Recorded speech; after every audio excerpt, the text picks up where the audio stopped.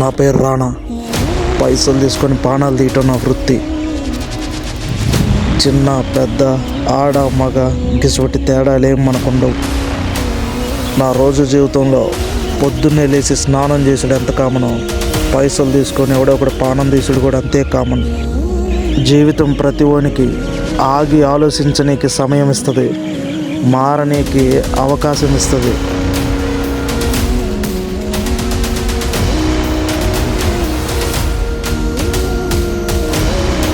నా జీవితంలో కూడా అలాంటి రోజు ఒకటి వచ్చింది. ఆ రోజు ఇదే.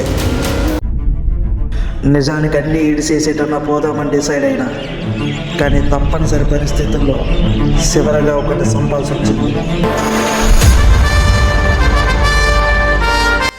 మన కాంట్రాక్ట్ ఇచ్చినోడు చెప్పిన లొకేషన్కి వచ్చిన, ఈడకు వచ్చినాక నేను సంపాల్సినోడు ఫోటో పంపిస్తానని చెప్పినాడు ఓనరు. ఈ తమ్ముడు ఎవరో మనకు తెలియదు. చూడగానే పరిచయం ఉన్నట్టుగా అనిపించి పలకరించిన. చాలా మంచోడు, బాగానే పలకరించినాడు.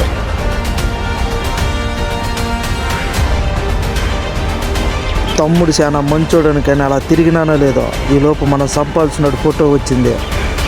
ఫోటో చూసి నాకు అర్థమైంది మనం సంపాల్సింది తమ్ముడినేనని. ఇక్కడ ట్విస్ట్ ఏంటంటే, నా మాదిరిగానే తమ్ముడికి కూడా ఫోటో వచ్చింది. అది నా ఫోటోనే. అప్పుడు అర్థమైంది తమ్ముడిది కూడా నా మాదిరిగానే సేమ్ ప్రొఫెషన్ అని. మనం ఎంత మంచి వాళ్ళమైనా పరిస్థితులు మనల్ని చాలా సెడ్గా మారుస్తాయి. సారీ తమ్ముడు, ఈ పని నేను తప్పనిసరిగా చేస్తే రాలి.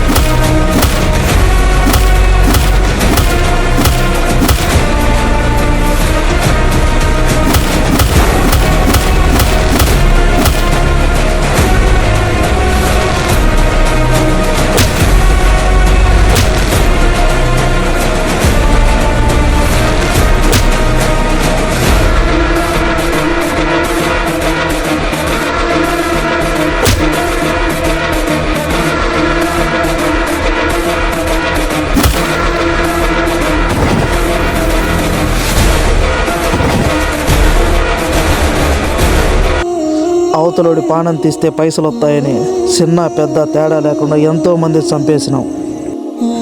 కానీ మనం చేసిన పాపాలు మనల్ని ఎంటాడుతాయని, మన ఊపిరి తీస్తాయని ఆ రోజే తెలిసింది. పానం పోయింది.